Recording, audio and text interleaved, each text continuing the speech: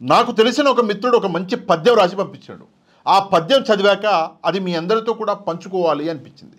కొంచెం జాగ్రత్తగా వీడియోని ఎక్కడ కూడా స్కిప్ చేయకుండా చూడండి.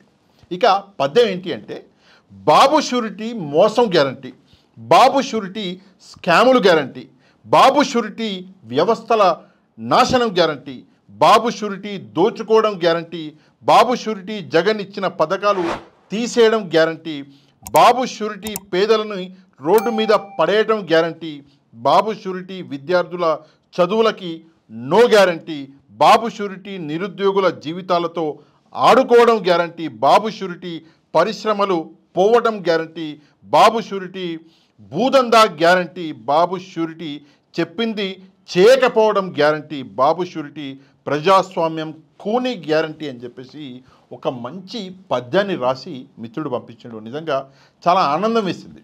ఎందుకు ఆనందం వేసింది? కారణం ఏంటంటే, కేవలము 7 నెలల్లోనే ప్రజలకి నిజాలేంటో అర్థమవుతున్నాయి. చంద్రబాబు నాయుడు గారు కూటమి ప్రభుత్వం చేసినటువంటి మోసాలేంటో అర్థమవుతున్నాయి. 7 నెలల కాలంలో జగన్మోహన్ రెడ్డి ఉంటే మా ఇంటికి ఈ ఈ ఈ పథకం వచ్చేది, మా బిడ్డలకి ఈ పథకం వచ్చేది, ఇంట్లో ఉన్న తల్లికి ఈ పథకం వచ్చేది, రైతన్నకి ఈ పథకం వచ్చేది అని చెప్పేసి ప్రతి ఒక్కరు, అంటే ఊర్లలో జనరల్గా మీరు వెళ్తే ఊర్లలో కూర్చొని ప్రజలు డిస్కస్ చేసుకుంటున్నారు. జగన్మోహన్ రెడ్డికి చంద్రబాబు నాయుడు గారికి ఉన్నటువంటి వ్యత్యాసం ఏంటో ప్రజలు మాట్లాడుకుంటున్నారు. కేవలం 7 నెలల కాలంలో అంటే ఇది నిజంగా సిగ్గుచేటు చంద్రబాబు నాయుడు గారికి. ఇక అది కాకుండా ఇంకొక ఇంకా కొంచెం రాసి పంపించాడు, కొంచెం జాగ్రత్తగా వినండి. బాబు షూరిటీ జనాలను లూటీ చేయడం గ్యారంటీ అని చెప్పేసి రాసి కింద ఒక 4 ఎట్లా లూటీ చేసిండు చంద్రబాబు నాయుడు గారు ప్రజల్ని అని చెప్పేసి రాయడం జరిగింది. కరెంటు బిల్లులు బాధుడు అని చెప్పేసి చంద్రబాబు నాయుడు గారు నోరు తెరిచి కరెంటు బిల్లులు నేను పెంచను, ఛార్జీలు నేను పెంచను, అయితే ఇంకా తగ్గించే ప్రయత్నం చేస్తా అని చెప్పేసి మాట ఇచ్చి అధికారంలోకి వచ్చిన కేవలం 5 నెలల్లోనే 2 సార్లు కరెంటు ఛార్జీలు పెంచిండు. అంటే నిజంగా ఇది ప్రజలకు మాట ఇచ్చి మాట తప్పడం కాదు, ప్రజలని మోసం చేయడం అవుతుంది. అది కాకుండా రిజిస్ట్రేషన్ ఛార్జీల బాధుడు, సంపద సృష్టించిన సంపదని మీ అందరికీ పంచుతా అంటే యాంచి తీసుకొస్తాడో మొగోడు అని చెప్పేసి ప్రజలందరూ ఓట్లు వేసి మరీ గెలిపించుకుంటే ఇప్పుడు ప్రజల రక్తం దాగి ఈరోజు సంపద సృష్టించే ప్రయత్నం అనేది చంద్రబాబు నాయుడు గారు చేస్తున్నాడు. ఎంత దారుణమో అంటే మన దగ్గర ప్రజలల్లో మేధావులు ఉన్నారు, ప్రజలల్లో చదువుకున్న వాళ్ళు ఉన్నారు, ప్రజలల్లో సమాజం గురించి తెలిసిన వాళ్ళు ఉన్నారు, చాలామంది, అంటే అన్ని రకాలుగా మన ప్రజలల్లో మన ఓటర్లు అందరూ ఉన్నారు. కానీ ఎవరు కూడా ఆలోచించని విషయం ఏంటంటే, సంపద సృష్టిస్తా అంటున్నాడు ఈ మొగుడు, కానీ యాంచి సృష్టిస్తాడు, ఆ సంపద కూడా మామించే కదా సృష్టించేది అని చెప్పేసి ఎవరూ ఆలోచించలేదు. ఆ రోజు గుడ్డిగా చంద్రబాబు నాయుడు గారు ఆ రోజు 6 గ్యారంటీలు అని చెప్పేసి 420 హామీలు అని చెప్పేసి ఆ రోజు చెబితే చంద్రబాబు నాయుడు గారిని నమ్మి ఓటు వేసి మోసపోయారు. ఈరోజు సంపద ఎట్లా సృష్టిస్తున్నాడు అంటే మీ రక్తం దాగే సృష్టిస్తున్నాడు. నెక్స్ట్ నిత్యావసర సరుకుల రేటు బాధుడు. నేను ఆంధ్రప్రదేశ్లో, నా గురించి మాట్లాడుతాను, నేను ఆంధ్రప్రదేశ్లో తిరిగినప్పుడు ప్రజలు చాలామంది చెప్పిన మాట ఏంటంటే, నిత్యావసర సరుకులు ధరలు పెరిగిపోయినాయి అని చెప్పేసి నాకు చెప్పి బాధపడ్డారు జగన్మోహన్ రెడ్డి గారి హయాంలో. మరి ఈరోజు వాళ్ళందరూ ఎక్కడున్నారు నేను ప్రశ్నిస్తున్నా. ఈరోజు ఎక్కడ ఉన్నారు అని చెప్పేసి నేను ప్రశ్నిస్తున్నా. దయచేసి సమాధానం చెప్పండి. చంద్రబాబు నాయుడు గారిని నమ్ముకుంటే, కేవలం ఆ రోజు ఆయన పచ్చ మీడియా చెప్పిన అబద్ధాలను నమ్మితే ఈరోజు నిజంగానే నిత్యావసర సరుకుల రేట్లు పెరిగిపోయినాయి. మందు బాటిళ్ళు 99 రూపాయలకంట, నూనె ప్యాకెట్టు 180 రూపాయలంట. ఇది ఆంధ్రప్రదేశ్లో జరుగుతున్నటువంటి కొత్త రాజకీయం. సిగ్గుచేటు. దొరికితే ఎట్లా దొరకాలి? మందు 1000 రూపాయలకు దొరకాలి, నూనె బాటిల్ ఎంతకు దొరకాలి? నూనె 1 లీటరు 20 రూపాయలు దొరకాలి. అది పెద్ద మనిషి చేయవలసిన పని.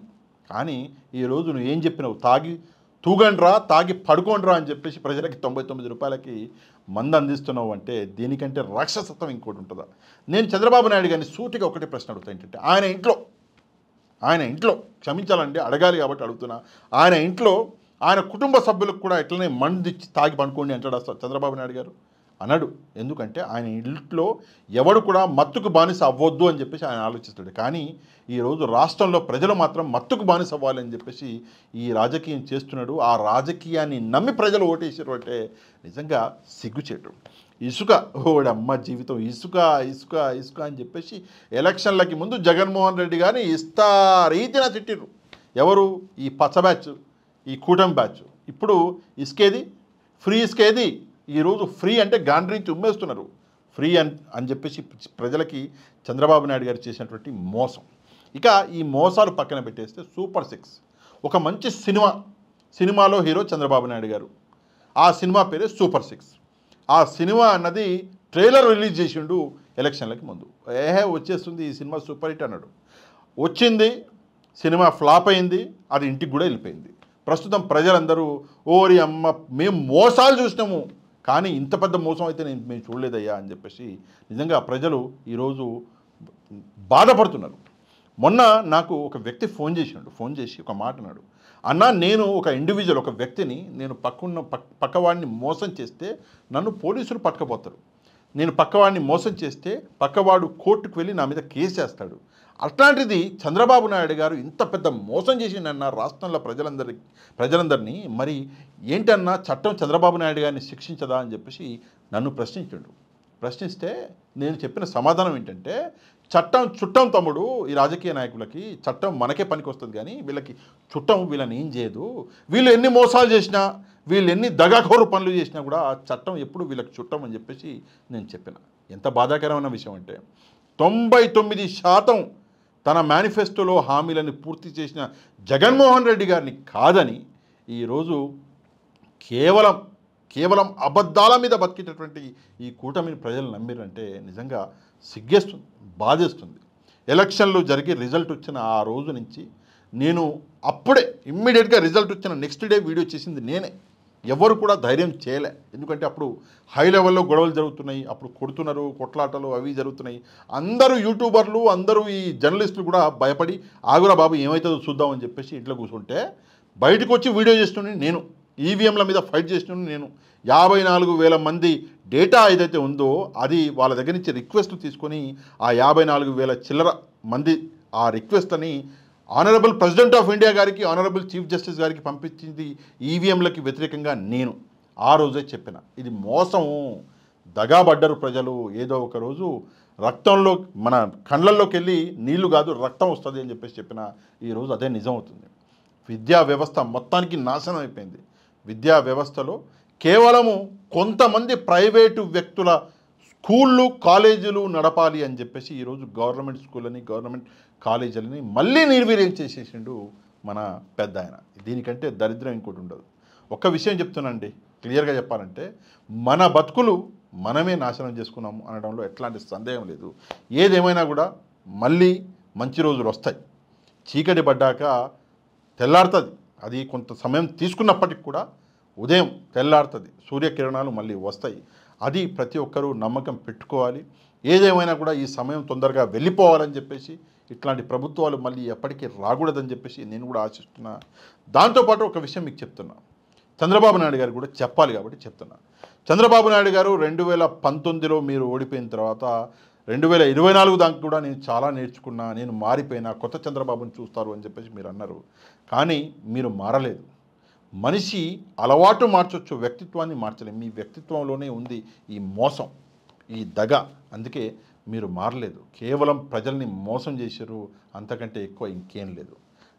దావోస్ అన్నారు. ఈరోజు దావోస్కి వెళ్ళి ఖాళీ చేతులతోటి వచ్చి మళ్ళీ అదే పచ్చ మీడియా జోకొడుతుంటే నిజంగా ఒకళ్ళొకళ్ళు జోక్కుంటున్నారంటే దీనికంటే సిగ్గుచేటు ఇంకోటి ఉండదు. ఏదేమైనప్పటికీ కూడా జగన్మోహన్ రెడ్డి గారి ప్రభుత్వం 2029లో వచ్చింది అంటే 30 ఏళ్ల దాకా జగన్మోహన్ రెడ్డి ఉంటాడు, అందులో ఎట్లాంటి సందేహం లేదు.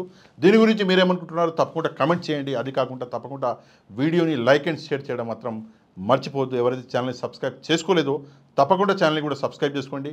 నెక్స్ట్ వీడియోలో మళ్ళీ కలుద్దాం. అంతవరకు థ్యాంక్ యూ వెరీ మచ్. జై హింద్.